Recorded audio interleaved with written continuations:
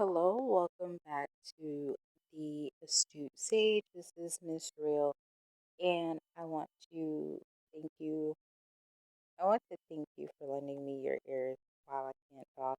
This Mercury retrograde has definitely been impacting me, as I am a Virgo, and Mercury is my ruling sign. So forgive me if I stumble on my words, but I wanted to come and kind of give you this message or at least something to think about. If you're interested in knowing more about me, you can click the description box below and feel free to send me an email and I will try my hardest to respond. But I wanted to come and I wanted to really gather some of the reflections and messages that I have been receiving, and I wanted to put them together. I know I haven't posted in quite a bit, so forgive me. However, one message or one reflection that I want you guys to think about is what season and what cycle are you in? Oftentimes, we think that every season that we're in is a season to reap, and that is not necessarily the case. There are seasons where you plant your seeds. There are seasons where you put in a lot of work, a lot of energy, a lot of effort. There are seasons where you have to wait. You still do the work, but you may not work as hard. And then there are seasons of harvest. And I'll break it down into a more simpler term. When we look at the seasons, especially where I'm at, I experience all four seasons. So I experience winter, summer, fall, and spring. And I'm going to break this down. When you think of a season, think of time as seasons, right? A time is circular, time is cyclical. That's why a clock is created in a circle. And when you look at each season, right, it is to show you something. We'll start with spring. Spring signifies the new year, when things are waking up, when the ground that's been hardened by the winter starts to, get a little soft. And in that season, you prepare your ground, you prepare the soil. So that would be the season of preparation. That would be a season of learning, right? There's always a time to do something. There's a time to learn, there's a time to lead. Okay, there's a time to rest and there's a time to go. And it's staying in that balance, that yin and that yang. When you get to summertime, because spring follows summer, that is the time, in the springtime, you've already planted your seeds, right? You've already, dealt with watering with April showers. Now you get into May. So you get that first round of plants that come up. You deal with that. You might see some fruits of your labor, but it's not anything that you're really looking for that's substantial, but you use it to sustain. But in those seasons, in the season of summer, you're still planting seeds. That's why if you think about fruits and vegetables, they talk about fruits and vegetables being in season and out of season. Look at fashion. They talk about seasons and cycles. Oh, this is, fall, summer, 2021 or 2022 or 2023.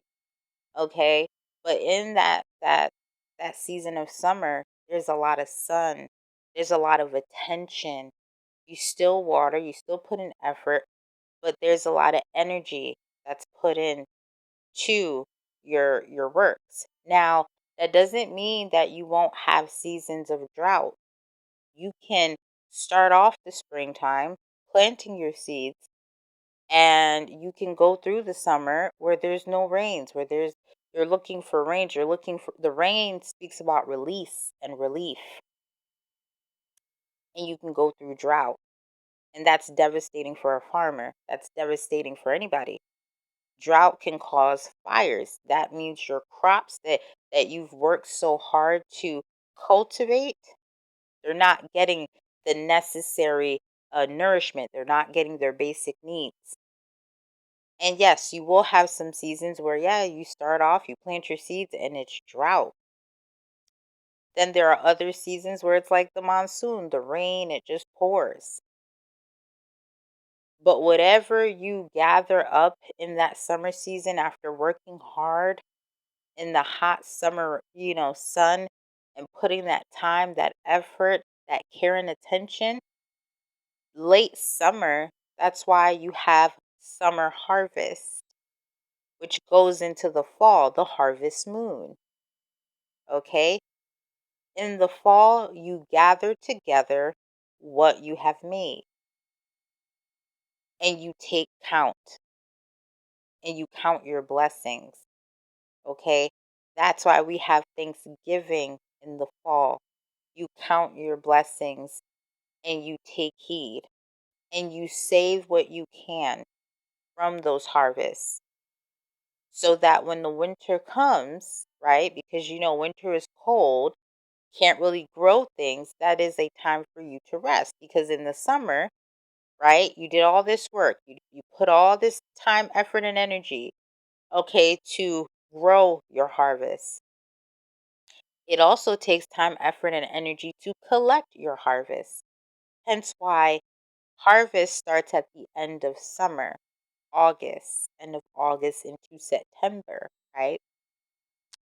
Okay. And that's why you give thanks for the harvest in November, because the winter time in December, it's going to be cold, it's going to be rough.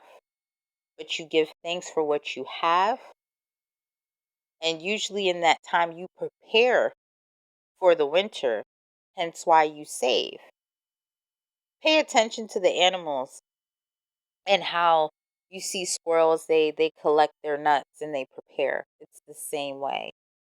And the reason why I'm even breaking it down to you like this is because your life is not linear, it's cyclical.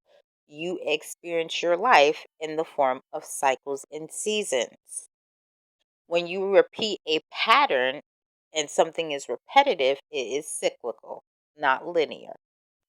So, with that being said, you have to start to look at the patterns and you have to know what season you're in.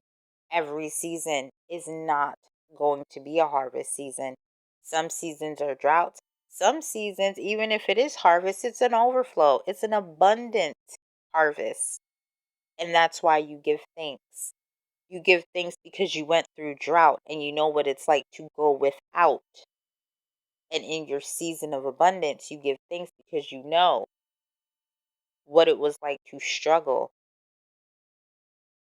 And I want you guys to really take that to heart and to mind and to really sit and pontificate and ruminate a little bit, but not too much on it.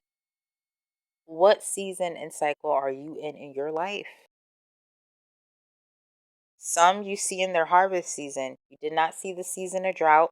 You did not see the season when they planted the seeds. You did not see the season where they were working very hard in the summer. You probably didn't even see them at all.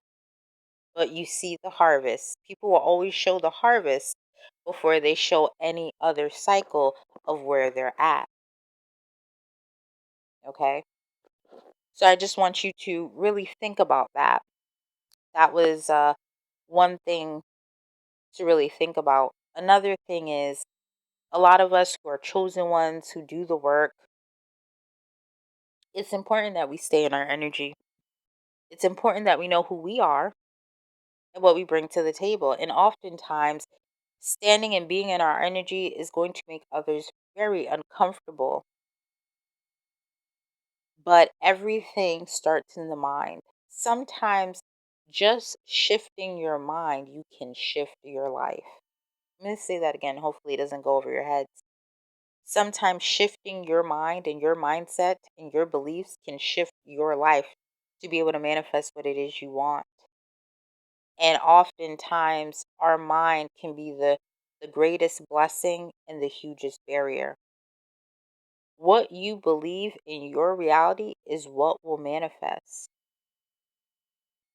And yes, when we are going through things, especially tough times, tough cycles, tough seasons, it's hard to see things that we want to manifest, but it's there. And it takes you understanding your energy. There are people that are trying to harvest your energy, steal your energy, make money off your energy, do all these crazy things with your energy. And you have to learn to master your mind. And by mastering your mind, you can master your energy. Find people who are going to feed into you, but be honest. We are in a world where people enjoy lies and stupidity rather than truth and intelligence. People are afraid of intelligence. They are afraid of it because it's very hard to manipulate. You can manipulate stupidity. It is very hard to manipulate intelligence. I say this to say that it is time for you to really start to see your situation for what it is and to see how you can put your energy to change it. When you shift your mind, then you'll be able to shift your emotions and then you can shift your focus to manifest.